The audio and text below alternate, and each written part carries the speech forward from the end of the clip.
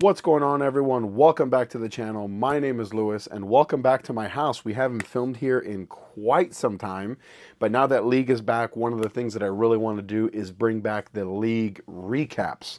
So we do the league live stream every Tuesday, and what I want to do is the following week do a recap of the week before. Last season, I started doing that for a little bit, and you guys really liked it, so I figured let's bring it back. And then that way I can keep myself accountable, bowl well, bowl bad, whatever the case may be. If you like this jersey, this is our Ninja Turtle jersey. We're going to start wearing it, hopefully, excuse me, hopefully every single week. But if you like that jersey, efx.co, promo code Napoles10. If you like my chamois, the 500 grit chamois, use the link down below in the description. And if you're in Vegas, check out JB Bowling Supply. I would really appreciate it. So this week we're recapping week number 1 of the league. So there's 35 weeks to go, and this was a big week 1 for me for a lot of reasons. But the big reason is that towards the end or towards the middle of last season, I was getting really burnt out with bowling in general. I wasn't having fun. I wasn't happy. You can ask the guys on my team, Blair, Frank, Jordan. I don't think I was very pleasant to be around. I wasn't having fun. And one of the ways that I combated that was I took my thumb out of the ball and just learned how to bowl two-handed. And all of a sudden I'm having fun again because I'm learning something new. And one of the things that I really figured out was, well, why do I have to do one or the other? Like, why can't I just do both, One of my big struggles so far two-handed was really understanding the fresh on the house shot at South Point specifically, because there's a lot of volume in the middle, but there's a lot of friction to the outside. So when I would start on the fresh, everything would hook like crazy, and then I'd move in, and then it's like 2A10 territory. So like even it was just a couple weeks ago, I started filming a little bit more stuff one-handed, and I came to the realization like, hey, why don't we just do both? Why don't we start one-handed, and when that goes away, bowl two-handed. And I did some research into the USBC and everything, and as long as it's all the right hand, that's all they really care about. They don't care if it's one-handed or two-handed. So that was the plan. So I stopped bowling two-handed for like 2 or 3 weeks, and like just really practiced and focused on basically relearning one-handed bowling, because I hadn't done it in a really long time. So that was the plan. And obviously everyone has a plan till they get punched in the face. I hadn't bowled for score one-handed in 8 months up until the footage that you're about to see here. And so I took my arsenal, which was my one-handed arsenal was my spare ball, the Aspire, the Evoke Hysteria, and the Primal Ghost. Primal Ghost, yep. And then my two-handed arsenal was a Primal Ghost, an Evoke Hysteria, and a Steel Forge. And there was a lot of learning that happened in week number 1. And I'll show you here some of the footage. So one of the things that I learned, and you're going to see this coming up immediately right here as we start throwing the first couple shots, is that I started way too far inside. I was also very fast with my feet. I don't know why that is, because typically when I'm at my best one-handed, I'm typically a little bit slower. And you're going to see here right from the very first shot. I throw the first shot really fast, and it's not, it was really slow, and I missed in. My bad. And then, of course, missed the spare, because that's what we do. And if I'm looking away, it's because I'm looking at the screen behind me. So this shot here, second shot, fast, ball didn't even think about hooking, split. So I'm 2 frames in, 2 opens into my start. And I was already thinking, oh, well, time to change, time to go back to two-handed. But I really wanted to commit to this. And it wasn't until I told myself, hey, just slow down. Like, this shot struck, but I missed in a considerable amount. And so, I told myself, okay, just slow down. And then right here, I slowed down, the ball shaped, did the right thing, finally struck.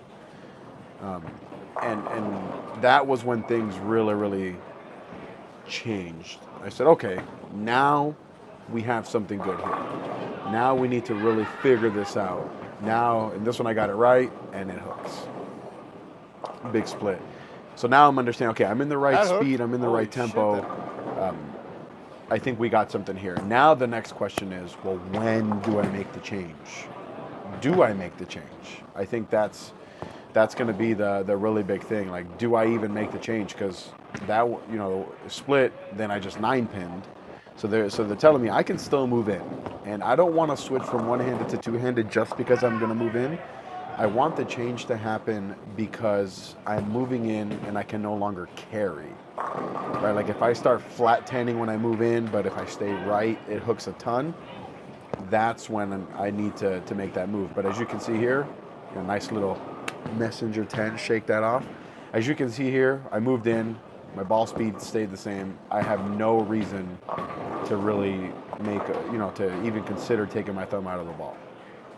And, you know, when I miss in, kind of held there.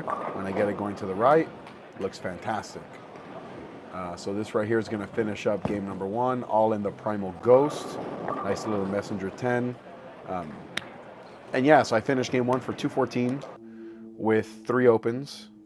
And all things considered, you know, pretty good.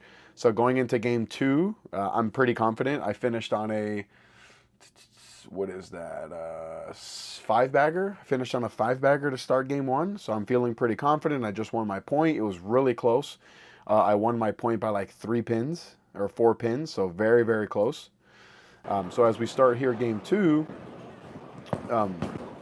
the thoughts, you know, in my head, okay, like what's that move going to look like when I have to take my thumb out of the ball? If there even is a move, I might just stay one-handed the whole time. But I don't want to overcommit to that thinking.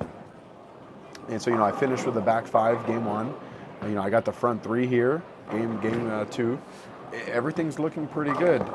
I think this shot here, yeah, I got it right. Fuck.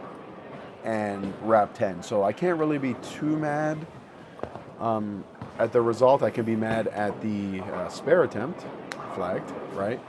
I can't be too mad at that one because I got it right. I shoved it right, it hooked, and it wrapped the 10. This shot I thought was pretty good.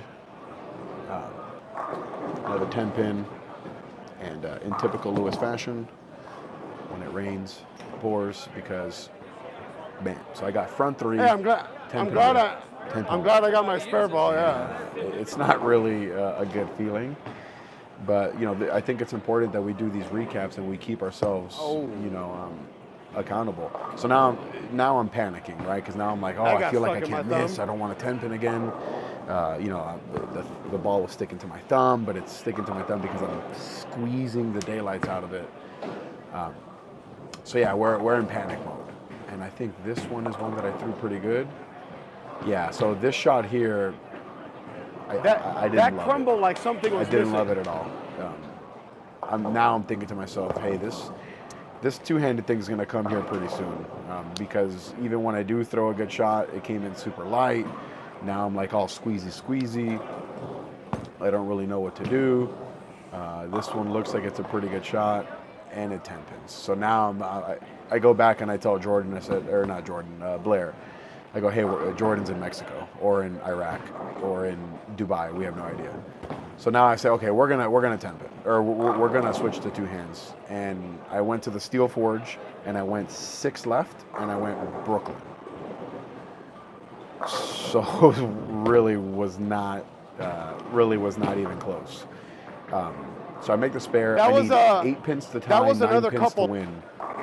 So I move another 6 left, 6 or 7 left, because it ended up being like 13 left total. And I went to the Primal Ghost, a 2-handed Primal Ghost. That's also the first shot on a new surface, so it won't hook as early, I think. It was like a 3,000 surface. Really got that going to the right there, which is what I wanted. And I 3-pinned, or sorry, I 9-pinned. And I was like, okay, I can move a little bit left off that, and I think we'll be okay. So let me pause this right here. I finished game 2 for 203, and I probably should have changed sooner to 2-handed than what I actually did. But also, I really need to understand the ball motion, because I really should have thrown the Steel Forge again from a little bit further left. But because the Primal Ghost, it's new, I guess, or it looked pretty good that one shot, I stuck with it, and I think that that was the wrong decision. Ultimately, it looked pretty good for a few frames, but I feel like the Steel Forge would have given me a little bit more room. So this is the first shot here of game number 1. Honestly, really good shot. 10 back. I like that shot. Frame number 2. Looks like I label that one. Looks pretty good. Bam. Wrap 10. That should have been the tell right there. Like, hey, this is not the right one. I'm gonna get close every shot with it. It had too much surface. I needed something that was a little bit cleaner, a little bit quicker, or honestly just less surface, right? Because I hit it with like a brand new 3000 in a machine, and it should have been probably like a 4000, or even like that P5000 D-pad from Creating the Difference, and even that, like that 10 pin there, right? Like, it didn't instill a whole lot of confidence. But I'm strike spare double to start, strike spare turkey to start. Looking good, and here is where you can really tell that I'm in the wrong ball. That was a really good shot. There's a thing on the screen. Someone's grip flew off. It kind of distracted me. Blower 710. Heartbreaking. I like to blame it on the grip, but it's not the grip's fault. All right, so 710 spare. Never pops out when the 710's there. So let's see what happens here on this next shot. Thought I threw that pretty good. Not close. Should have ball changed. And I'm wasting frames here, right? Because I should have never been in the ball. After that 710, I should have got out of it right away. But I'm like, oh, I can hit the pocket every single shot. That's all that matters. Bam, label one here, and blower 710. God. And as you can see my opponent's score, my opponent is putting the pressure on me. I'm down big, in the 6-7 frame. Well, how do I blow Obviously, I her don't get count, 710? of course, Two typical fucking Lewis shots in a fashion. row. So now we make the ball change. This is the two-handed Steel Forge. You can see much cleaner through the fronts. Pack, 10 back. So now it's getting pretty interesting here. If I punch out, my opponent needs 9 pins total to win. Yeah. So I get the first one. All right, that's all I can do. My opponent hasn't thrown the second shot yet. Look at that one. Bang! Steel Forge looks amazing. So I'm double. I figure, okay, if I can strike here, put a little bit of pressure on my opponent, and he goes up there and throws a not good shot. You're going to see the result here. It's a 5-10. So, if I strike here, he needs one to win. I did what I had to do. And David, thank you for helping me out, because you go up there and throw your shot, and you decide you're going to flag the 5. So thank you. So we tied that last game at 212. So final score for me is 214, 203, 212 for 629, and I won 3.5 out of 4 points for myself. And so, is 629 good? No. I mean, I brought 6 balls to league. I bowled one-handed. I bowled two-handed. I committed a whole lot of mental energy into this night. But all things considered, I think 629 is not bad for week number 1 of league. I think that it's a start. I mean, if I average 629 every single week, then we can probably say that this was a bad idea. But I think that this is just going to be a starting point. And ultimately, as bowlers, don't we just want more options? And I think that's what I'm giving myself by doing one-handed and two-handed, is more options. Week number 2 is tonight, 7 p.m. Pacific Standard Time. I hope you guys will come and join us on the stream. I'm not going to really make any changes to my bag. The only thing I might do is I might find a way to put the Crimson Jackal into the arsenal. Maybe take out one of the other two-handed drill balls. I know that for sure I'm going to hit my two-handed Primal Ghost with a 4000 pad, just so that it's not as chalky as it was. And I only say the Crimson Jackal because it's another one of those clean options. I'm typically not going to go to two-handed until end of game 2 into game 3. But honestly, the Steel Forge has just been so good in that spot in the bag. It's not even funny. So I'm filming this on Sunday. So if anything changes from here to Tuesday, My arsenal is probably going to be the same: 2 Primal Ghosts, 2 Evoke Hysteria, Steel Forge, and a Spare Ball. You know, it'll be 3 2-handed balls, 2 1-handed balls, and my Spare Ball.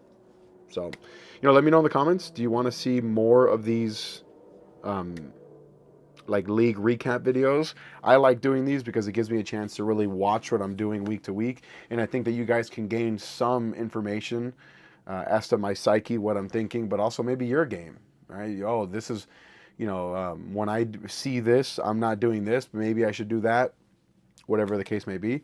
But yeah, we'll see you guys hopefully later tonight on the stream.